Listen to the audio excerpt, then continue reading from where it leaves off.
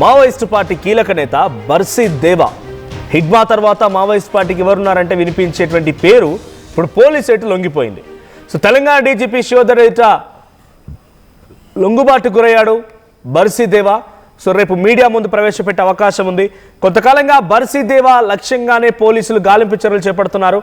So అందరికంటే ముందుగా RTV చెప్పుకొచ్చింది, ఛత్తీస్గఢ్, ఆంధ్రప్రదేశ్, బీహార్, మధ్యప్రదేశ్, మహారాష్ట్ర ఈ రాష్ట్రాలన్నీ కూడా బీజేపీ పాలిత ప్రాంతాలు. సో అక్కడ కొంత చాలా తీవ్రమైన పరిణామాలు ఉన్నాయి. మావోయిస్టుల ప్రకారంగా, మావోయిస్టుల లేఖలు విడుదలైనటువంటి ప్రకారంగా వాళ్ళు భావిస్తున్నటువంటి ఒక ఆలోచన ఏంటంటే ఫేక్ ఎన్కౌంటర్స్. ఒకవేళ నిజంగా లొంగిపోవాలని వచ్చినా కూడా ఫేక్ ఎన్కౌంటర్లు చేపడుతున్నారు కాబట్టి తెలంగాణనే ప్రత్యామ్నాయంగా ఎంచుకున్నారు వారంతా కూడా.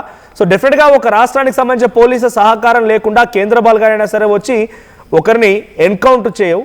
కాబట్టి తెలంగాణ రాష్ట్రాన్ని ఎంచుకొని బర్సీ దేవా ములుగు అడవుల్లోనే ఇటీవల కాలంలో పర్యటిస్తున్నారనే విషయం ఆర్టీవీ చెప్పుకొచ్చింది. సో అనుకున్నట్టుగానే బర్సీ దేవా ములుగు అడవుల్లో పర్యటిస్తుండగా గాలింపు చర్యలు చేపట్టారు. కాబట్టి ఎలాగైనా కూడా నేను టార్గెట్ అవుతాను. హిడ్మా వాళ్ళ అల్లుడు దేవా, హిడ్మా మామ. సో మా మామనే హతమార్చారు, ఇక నేనెంత అనుకున్నాడేమో కానీ మొత్తంగా పోలీసు ఎటు లొంగిపోవడానికి సిద్ధమైపోయారు.